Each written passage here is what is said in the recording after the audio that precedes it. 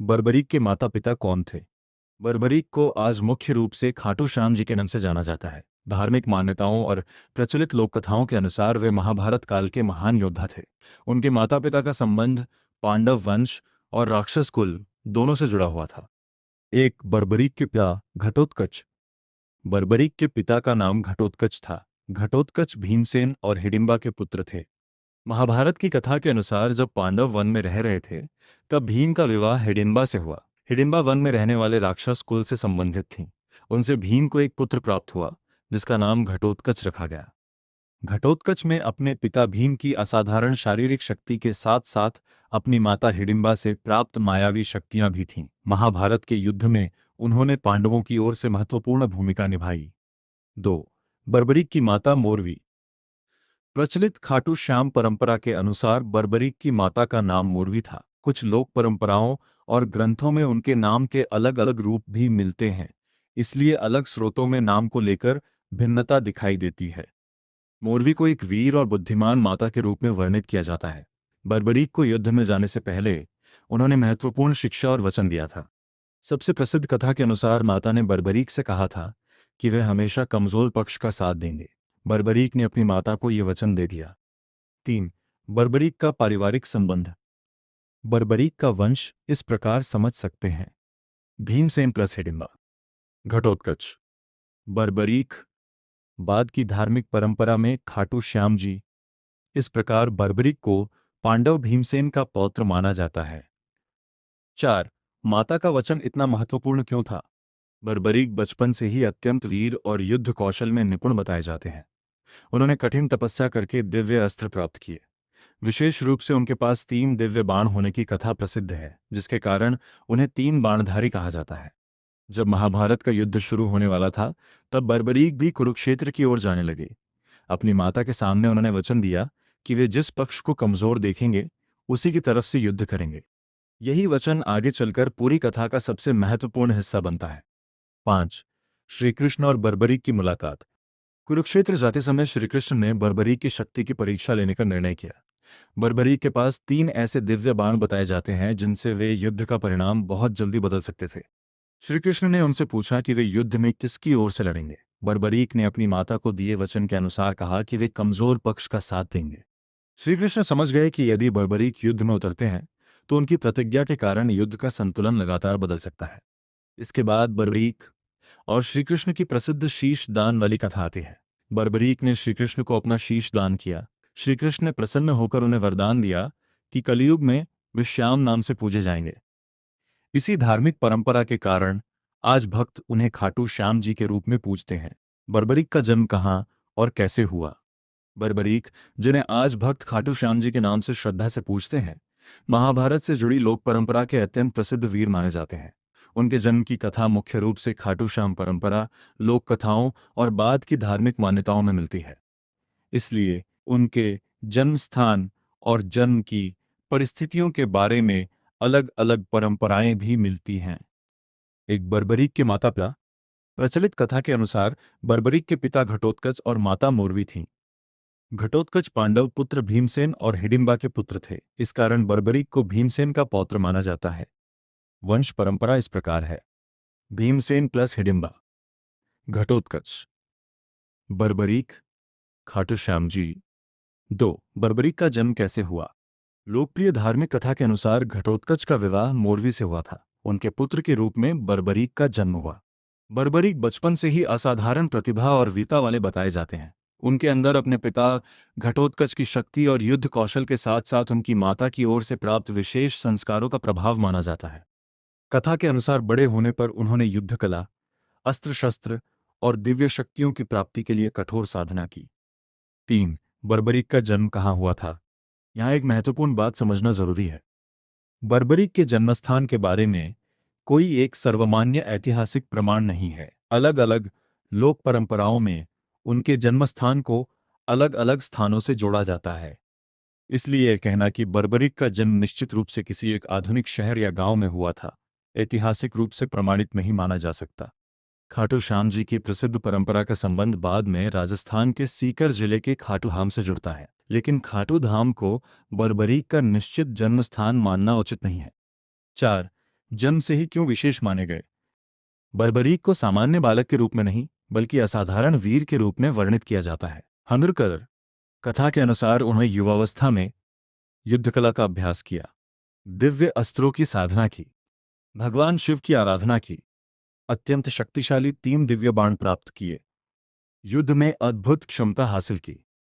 इन्हीं 3 बाणों के कारण वे आगे चलकर 3 बाणधारी के नाम से प्रसिद्ध हुए। 5.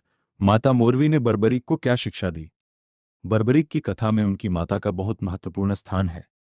कुरुक्षेत्र के युद्ध के समय जब बर्बरीक युद्ध में जाने लगे तब उन्होंने अपनी माता से आशीर्वाद लिया।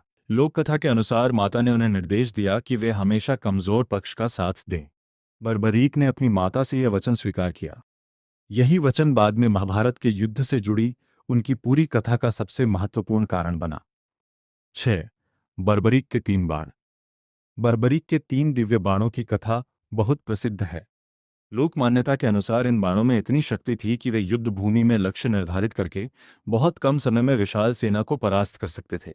इसी कारण जब श्री कृष्ण को बर्बरीक की शक्ति और उनकी प्रतिज्ञा के बारे में पता चला तो उन्होंने समझा कि यदि बर्बरीक युद्ध में उतरेंगे तो युद्ध का परिणाम लगातार बदल सकता है। 7. कुरुक्षेत्र की ओर प्रस्थान। महाभारत का युद्ध शुरू होने वाला था। बर्बरीक भी युद्ध देखने और उसमें भाग लेने के लिए कुरुक्षेत्र की ओर चले। उन्होंने अपनी माता से कहा कि वे युद्ध में उसी पक्ष का साथ देंगे जो कमजोर होगा, लेकिन दोनों पक्षों में से जो भी कमजोर पड़ता बर्बरीक उसकी ओर से लड़ने लगते। इस प्रकार उनकी प्रतिज्ञा के कारण युद्ध का संतुलन लगातार बदल सकता था। 8. श्री कृष्ण ने बर्बरीक की परीक्षा क्यों ली? लोक कथा के अनुसार श्री कृष्ण ने बर्बरीक की असाधारण शक्ति को समझने के लिए उनकी परीक्षा ली। जब श्री कृष्ण को पता चला कि बर्बरीक कमजोर पक्ष की ओर से लड़ने का वचन दे चुके हैं और उनके पास 3 दिव्य बाण हैं तो उन्होंने अनुमान लगाया कि बर्बरीक अकेले ही युद्ध का परिणाम बदल सकते हैं। इसके बाद कथा में बर्बरीक द्वारा शीश दान करने का प्रसंग आता है। बर्बरीक ने अपना शीश श्रीकृष्ण को दान कर दिया। श्रीकृष्ण ने उन्हें वरदान दिया कि कलयुग में उनकी पूजा श्याम नाम से होगी। इसी कारण वे बाद की धार्मिक परंपरा में खाटू श्याम जी के रूप में प्रसिद्ध हुए। 9. खाटू से उनका संबंध। बर्बरीक की कथा का अंतिम महत्वपूर्ण भाग राजस्थान के खाटू धाम से जुड़ा है। लोकप्रिय मान्यता के अनुसार उनका शीश बाद में खाटू क्षेत्र में प्रकट हुआ और वहां उनकी पूजा शुरू हुई। आज खाटू श्याम जी का प्रसिद्ध मंदिर राजस्थान के सीकर जिले के खाटू कस्बे में स्थित है। इसलिए भक्त उन्हें प्रेम से खाटू वाले श्याम, खाटू नरेश, शीश के दानी और 3 बाणधारी जैसे नामों से पुकारते हैं। एक नज़र में पिता घटोत्कच, माता मोरवी, दादा भीमसेन, दादी हिडिंबा।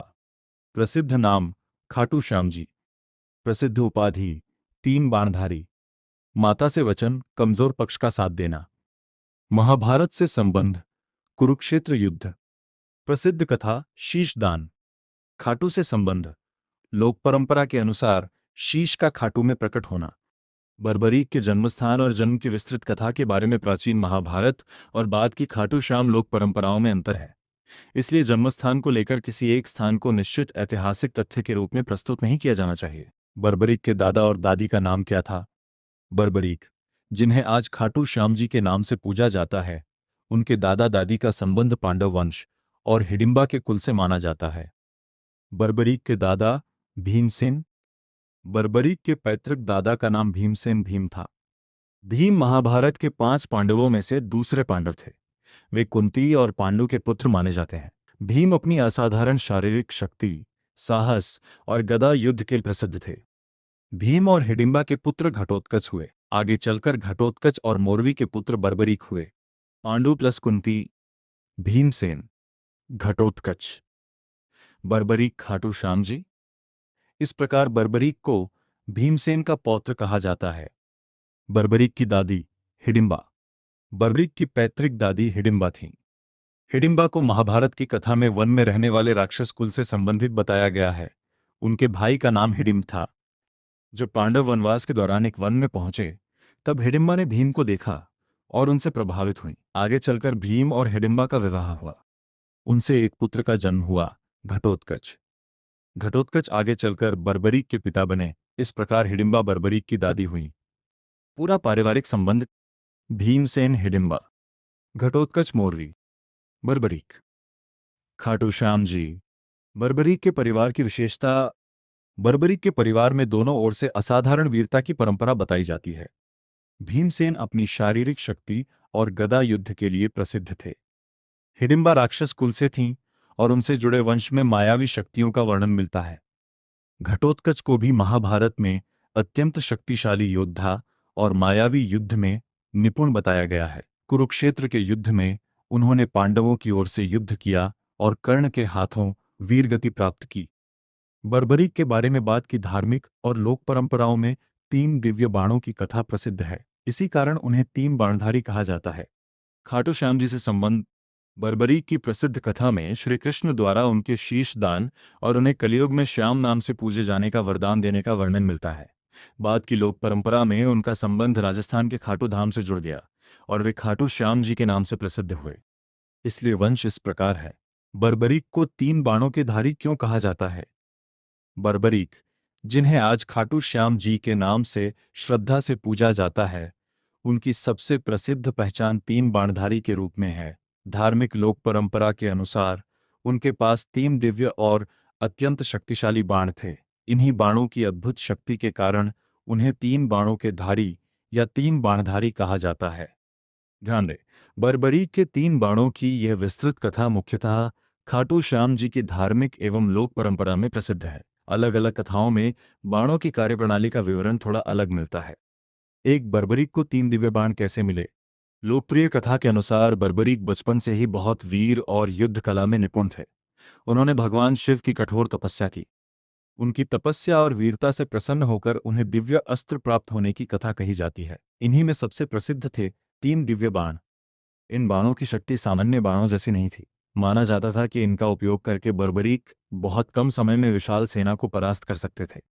2, तीन बाणों की विशेष शक्ति क्या थी? लोकप्रिय खाटू श्याम कथा में तीनों बाणों को इस प्रकार समझाया जाता है। पहला बाण, लक्ष्य को चिन्हित करने वाला। पहला बाण उन सभी वस्तुओं या योद्धाओं को चिन्हित कर सकता था जिन्हें बर्बरीक अपने लक्ष्य के रूप में निर्धारित करते थे। यानी युद्ध भूमि में बर्बरीक जिन लोगों या वस्तुओं को निशाना बनाना चाहते, उन्हें पहला बाण पहचान लेता था। दूसरा बाण, बचाने वाले लक्ष्य को चिन्हित करने वाला। कथा के एक प्रचलित रूप में दूसरा बाण उन लोगों या वस्तुओं को चिन्हित करता था जिन्हें बचाना है। इससे बर्बरीक ये तय कर सकते थे कि किन लोगों को बाणों के प्रभाव से सुरक्षित रखना है। तीसरा बाण, लक्ष्य को समाप्त करने वाला। तीसरे बाण को सबसे शक्तिशाली माना जाता था।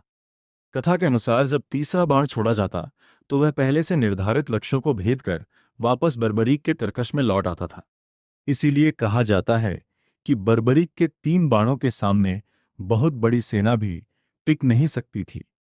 3, केवल तीन बाणों से पूरा युद्ध कैसे समाप्त हो सकता था? यही बर्बरीक की सबसे अद्भुत शक्ति मानी जाती है। महाभारत के युद्ध में कौरवों और पांडवों की विशाल सेनाएं आमने सामने थीं, लेकिन बर्बरीक के पास केवल तीन बाण थे। लोक कथा के अनुसार उनके बाणों में इतनी दिव्य शक्ति थी कि वे युद्ध भूमि में मौजूद सभी लक्ष्यों को एक साथ निर्धारित कर सकते थे। इसलिए बर्बरीक का मानना था कि वे बहुत कम समय में पूरा युद्ध समाप्त कर सकते हैं। यही कारण था कि श्रीकृष्ण ने उनकी शक्ति को गंभीरता से समझा। 4, श्रीकृष्ण ने बर्बरीक की परीक्षा कैसे ली? बर्बरीक की शक्ति को समझने के लिए श्रीकृष्ण ने उनकी परीक्षा लेने की कथा प्रसिद्ध है। कथा के अनुसार श्रीकृष्ण ने बर्बरीक से उनकी युद्ध क्षमता के बारे में पूछा और उनसे अपनी शक्ति का प्रदर्शन करने को कहा। बर्बरीक ने अपने दिव्य बाण की शक्ति दिखाई। एक प्रसिद्ध लोक कथा में पीपल के पेड़ के पत्तों को लक्ष्य बनाने की बात आती है। बर्बरीक के बाण ने पेड़ के पत्तों को चिन्हित कर दिया। इससे श्रीकृष्ण को पता चला कि बर्बरीक के पास वास्तव में असाधारण शक्ति थी। 5, बर्बरीक की प्रतिज्ञा और तीन बाण। तीन बाणों की शक्ति से भी अधिक महत्वपूर्ण थी बर्बरीक की माता को दी हुई प्रतिज्ञा। प्रचलित कथा के अनुसार उनकी माता मोरवी ने उन्हें युद्ध में जाने से पहले शिक्षा दी थी कि वे हमेशा कमजोर पक्ष का साथ दें। बर्बरीक ने माता को वचन दिया कि जो पक्ष युद्ध में कमजोर होगा मैं उसी की ओर से लड़ूंगा। अब समस्या यह थी कि बर्बरीक के पास तीन अत्यंत शक्तिशाली बाण थे। अगर वे पांडवों की ओर से लड़ते और पांडव मजबूत हो जाते तो उनकी प्रतिज्ञा के अनुसार उन्हें कौरवों की ओर जाना पड़ता। फिर यदि कौरव कमजोर पड़ते तो उन्हें वापस पांडवों की ओर आना पड़ता। इस प्रकार युद्ध का पक्ष बार बार बदल सकता था। 6, श्रीकृष्ण को क्या चिंता हुई? श्रीकृष्ण समझ गए कि बर्बरीक के पास तीन दिव्य बाण थे। असाधारण युद्ध कौशल था और कमजोर पक्ष का साथ देने की प्रतिज्ञा थी। यदि बर्बरीक युद्ध में उतरते तो वे कमजोर पक्ष को मजबूत कर देते, फिर दूसरा पक्ष कमजोर हो जाता तो वे अपनी प्रतिज्ञा के कारण उसके साथ चले जाते। इस तरह युद्ध का संतुलन लगातार बदलता रहता। लोकप्रिय कथा के अनुसार श्री कृष्ण ने समझ लिया कि बर्बरीक की शक्ति के कारण युद्ध का परिणाम सामान्य तरीके से नहीं निकल पाएगा। 7. बर्बरीक की सबसे बड़ी विशेषता। बर्बरीक को केवल उनकी युद्ध शक्ति के कारण महान नहीं माना जाता। उनकी सबसे बड़ी विशेषता माता के वचन का पालन और त्याग मानी जाती है। जब श्री कृष्ण ने उनसे उनका शीश मांगा तो बर्बरीक ने बिना पीछे हटे अपना शीश दान कर दिया। इसी कारण वे शीश के दानी के नाम से भी प्रसिद्ध हुए। श्री कृष्ण ने उन्हें वरदान दिया कि कलयुग में उनकी पूजा श्याम नाम से होगी। इसी धार्मिक परंपरा से बर्बरीक को आज खाटू श्याम जी के रूप में पूजा जाता है। बर्बरीक का नाम खाटू श्याम कैसे पड़ा? बर्बरीक को आज देश भर में खाटू श्याम जी के नाम से पूजा जाता है। उनके खाटू श्याम नाम से प्रसिद्ध होने के पीछे मुख्य रूप से शीशदान, श्री कृष्ण का वरदान और खाटू धाम से जुड़ी धार्मिक लोक परंपरा की कथा है। महत्वपूर्ण। बर्बरीक की खाटू श्याम वाली विस्तृत कथा मुख्यतः बाद की धार्मिक परंपराओं और लोक कथाओं में प्रसिद्ध है। इसे मूल महाभारत में वर्णित पूरी कथा के समान नहीं माना जाता। 1. बर्बरीक कौन थे? प्रचलित परंपरा के अनुसार बर्बरीक घटोत्कच और मोरवी के पुत्र तथा भीमसेन के पौत्र थे। वे बहुत शक्तिशाली योद्धा बताए जाते हैं। उनके पास 3 दिव्य बाण थे, जिसके कारण उन्हें 3 बाणधारी कहा जाता है। उनकी माता ने उन्हें वचन दिया था कि वे युद्ध में हमेशा कमजोर पक्ष का साथ देंगे। 2. बर्बरीक कुरुक्षेत्र क्यों पहुंचे? जब महाभारत का युद्ध शुरू होने वाला था, तब बर्बरीक भी अपने 3 दिव्य बाण और धनुष लेकर कुरुक्षेत्र की ओर चले। उनका उद्देश्य युद्ध में भाग लेना था, लेकिन उन्होंने अपनी माता से वचन दिया था कि वे जो पक्ष कमजोर होगा उसी की ओर से लड़ेंगे। उनकी शक्ति को देखते हुए ये वचन बहुत महत्वपूर्ण था। यदि वे पांडवों की ओर से लड़ते और पांडव मजबूत हो जाते तो वे अपनी प्रतिज्ञा के अनुसार कौरवों की ओर चले जाते। इससे युद्ध का संतुलन लगातार बदल सकता था। 3. श्री कृष्ण ने बर्बरीक की परीक्षा ली। लोकप्रिय कथा के अनुसार श्री कृष्ण ने बर्बरीक की शक्ति की परीक्षा लेने का निर्णय किया। श्री कृष्ण ने उनसे पूछा कि यदि वे युद्ध में उतरेंगे तो किसकी तरफ से लड़ेंगे। बर्बरीक ने अपनी माता को दिए वचन के अनुसार उत्तर दिया कि वे कमजोर पक्ष की ओर से युद्ध करेंगे। श्री कृष्ण समझ गए कि बर्बरीक के 3 दिव्य बाण और उनकी प्रतिज्ञा युद्ध के परिणाम को पूरी तरह बदल सकती है। 4. श्री कृष्ण ने बर्बरीक से क्या मांगा? कथा के अनुसार श्री कृष्ण ने बर्बरीक से दान में उनका शीश मांगा। बर्बरीक समझ गए कि सामने स्वयं भगवान श्री कृष्ण है। उन्होंने बिना किसी भय के अपना शीश दान करने की सहमति दे दी। इसी कारण बर्बरीक को बाद में शीश के दानी के नाम से भी प्रसिद्धि मिली। उनका शीश युद्धभूमि को देखने के लिए एक ऊंचे स्थान पर रखा गया, ऐसा लोक कथा में वर्णित है। 5. बर्बरीक को श्याम नाम कैसे मिला? जब बर्बरीक ने अपना शीश दान किया, तब श्री कृष्ण उनकी भक्ति, वीरता और त्याग से प्रसन्न हुए। लोकप्रिय खाटू श्याम परंपरा के अनुसार श्री कृष्ण ने बर्बरीक को वरदान दिया कि कलयुग में तुम मेरे श्याम नाम से पूजे जाओगे। यहीं से बर्बरीक के श्याम नाम से पूजे जाने की परंपरा जुड़ी हुई मानी जाती है। भक्त उन्हें इसलिए श्याम बाबा या श्याम जी भी कहते हैं। 6. खाटू नाम कहाँ से आया? अब प्रश्न आता है कि उनके नाम में खाटू कैसे जुड़ा। राजस्थान के सीकर जिले के खाटू कस्बे में आज खाटू श्याम जी का प्रसिद्ध मंदिर है। लोकप्रिय धार्मिक मान्यता के अनुसार बर्बरीक का शीश बाद में खाटू क्षेत्र में प्राप्त हुआ। कथा के अनुसार एक स्थान पर भूमि से शीश के प्रकट होने की बात सामने आई। बाद में वहां मंदिर स्थापित हुआ और बर्बरीक की पूजा खाटू श्याम जी के रूप में होने लगी। इस प्रकार बर्बरीक प्लस श्रीकृष्ण का श्याम नाम का वरदान प्लस खाटू धाम। खाटू श्याम जी। 7. खाटू श्याम जी का मंदिर। राजस्थान के सीकर जिले में स्थित खाटू धाम आज खाटू श्याम भक्तों का प्रमुख तीर्थस्थल है। देश के अलग अलग हिस्सों से श्रद्धालु यहां दर्शन करने आते हैं। भक्त उन्हें अलग अलग नामों से पुकारते हैं। खाटू श्याम जी, खाटू नरेश, श्याम बाबा, हारे का सहारा, शीश के दानी, 3 बाणधारी, लखदातार, श्री श्याम प्रभु। 8. हरे का सहारा क्यों कहा जाता है? खाटू श्याम जी के भक्तों में एक प्रसिद्ध विश्वास है कि वे हारने वाले और जरूरतमंद व्यक्ति का सहारा बनते हैं। इसका संबंध बर्बरीक की उसी प्रतिज्ञा से जोड़ा जाता है जिसमें उन्होंने कमजोर पक्ष का साथ देने का वचन दिया था। इसी भावना के कारण भक्त उन्हें प्रेम से कहते हैं, हारे का सहारा, बाबा श्याम हमारा। 9। पूरी कथा एक क्रम में। इसे आसान भाषा में ऐसे समझ सकते हैं। बर्बरीक 3 दिव्य बाण प्राप्त किए, माता मोरवी को कमजोर पक्ष का साथ देने का वचन दिया, महाभारत युद्ध के लिए कुरुक्षेत्र पहुंचे, श्री कृष्ण ने उनकी शक्ति और प्रतिज्ञा को समझा, बर्बरीक ने अपना शीश दान किया, लोक परंपरा में उनका संबंध खाटू धाम से जुड़ा और वे कहलाए खाटू श्याम जी। श्री कृष्ण उनके त्याग से प्रसन्न हुए, उन्हें कलयुग में श्याम नाम से पूजे जाने का वरदान मिला। बर्बरीक केवल 3 बाणों से युद्ध कैसे समाप्त कर सकते थे? बर्बरीक, जिन्हें आज खाटू श्याम जी के नाम से पूजा जाता है, उनकी सबसे प्रसिद्ध पहचान 3 बाणधारी की है। खाटू श्याम जी की प्रचलित धार्मिक कथा के अनुसार उनके पास 3 ऐसे दिव्य बाण थे जिनकी शक्ति साधारण बाणों से बिल्कुल अलग थी। इन्हीं के बल पर वे महाभारत का विशाल युद्ध बहुत कम समय में समाप्त कर सकते थे। नोट: 3 बाणों की यह विस्तृत कथा मुख्यतः खाटू श्याम जी की धार्मिक लोक परंपरा में प्रसिद्ध है। इसे ऐतिहासिक रूप से प्रमाणित युद्ध विवरण नहीं माना जाता। एक बर्बरीक के पास 3 दिव्य बाण थे। लोकप्रिय कथा के अनुसार बर्बरीक ने भगवान शिव की तपस्या करके दिव्य शक्तियां प्राप्त की थीं।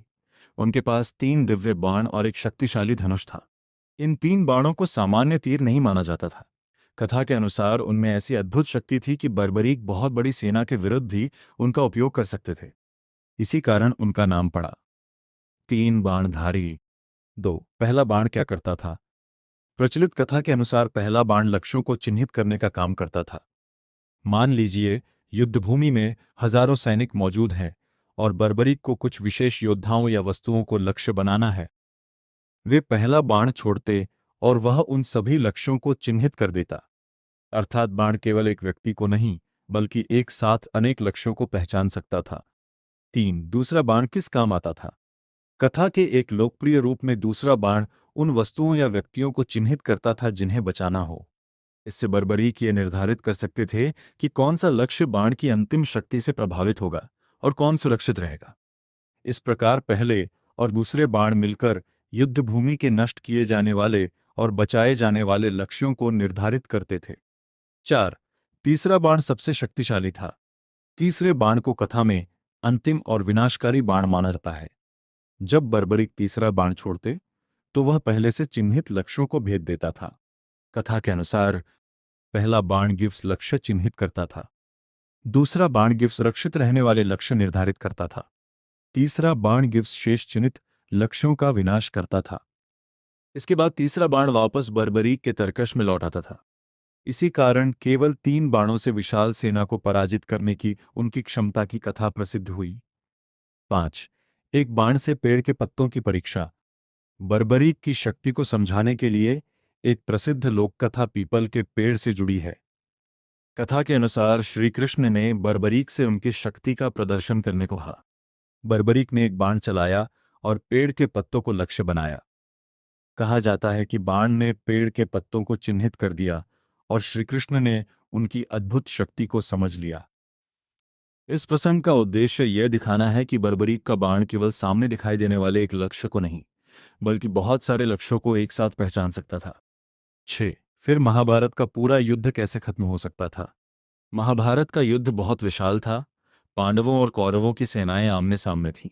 लेकिन बर्बरीक के 3 बाणों की शक्ति ऐसी बताई जाती है कि वे पूरी युद्धभूमि के लक्ष्यों को चिन्हित करके एक ही क्रम में समाप्त कर सकते थे। इसलिए बर्बरीक ने अपनी शक्ति के बारे कहा था कि वे बहुत कम समय में युद्ध समाप्त कर सकते हैं। उनके लिए हजारों बाणों की आवश्यकता नहीं थी क्योंकि 3 दिव्य बाण ही पर्याप्त माने जाते थे। 7। असली समस्या केवल बाण नहीं, उनकी प्रतिज्ञा थी। बर्बरीक के 3 बाण शक्तिशाली थे, लेकिन श्रीकृष्ण की चिंता का सबसे बड़ा कारण उनकी माता को दी गई प्रतिज्ञा थी। प्रचलित कथा के अनुसार बर्बरीक ने अपनी माता मोरवी को वचन दिया था, मैं हमेशा कमजोर पक्ष की ओर से लड़ूंगा। अब कल्पना कीजिए, अगर बर्बरीक पांडवों की ओर से लड़ते तो पांडव मजबूत हो जाते, फिर कौरव कमजोर हो जाते। बर्बरीक की प्रतिज्ञा के अनुसार उन्हें कौरवों की ओर से लड़ना पड़ता, फिर कौरव मजबूत हो जाते और पांडव कमजोर। इसके बाद वे फिर पांडवों की ओर चले जाते। इस प्रकार युद्ध का पक्ष लगातार बदलता रहता। 8. बर्बरीक की शक्ति से युद्ध का संतुलन बदल सकता था। यही कारण है कि श्री कृष्ण ने बर्बरीक की प्रतिज्ञा को बहुत गंभीर माना।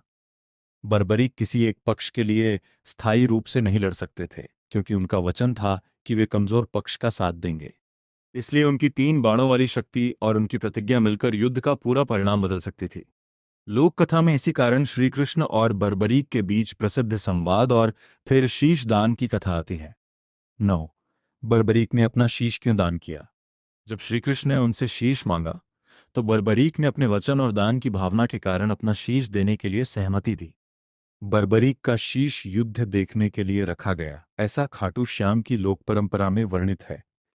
कथा के अनुसार उन्होंने पूरा महाभारत युद्ध देखा। युद्ध समाप्त होने के बाद जब उनसे पूछा गया कि युद्ध में किसकी विजय हुई, तो उन्होंने भगवान श्री कृष्ण की भूमिका को सर्वोपरि बताया। 10. इसी कारण बर्बरीक महान क्यों माने जाते हैं? बर्बरीक की कथा में केवल उनकी शक्ति नहीं, बल्कि उनके त्याग, वचन और दान को भी विशेष महत्व दिया जाता है। उनकी प्रमुख पहचान इस प्रकार है। 3 बाणधारी, 3 दिव्य बाणों के कारण, शीश के दानी, अपना शीश दान करने के कारण, हारे का सहारा, कमजोर और हारने वाले का साथ देने की भावना के कारण, खाटू नरेश खाटू धाम से जुड़ी धार्मिक परंपरा के कारण, श्याम बाबा, श्री कृष्ण के वरदान से श्याम नाम से पूजा जाने की मान्यता के कारण। सरल शब्दों में समझें, बर्बरीक के 3 बाणों को ऐसी दिव्य शक्ति वाला बताया गया है कि वे युद्ध भूमि के लक्ष्यों को चिन्हित करके उन्हें एक साथ समाप्त कर सकते थे। इसलिए उन्हें विश्वास था कि वे विशाल महाभारत युद्ध को भी बहुत कम समय में समाप्त कर सकते हैं। लेकिन उनकी सबसे बड़ी विशेषता उनके 3 बाणों से भी अधिक उनकी माता को दिया हुआ वचन और अपना शीश दान करने का त्याग था। जय श्री श्याम। हारे का सहारा, बाबा श्याम हमारा।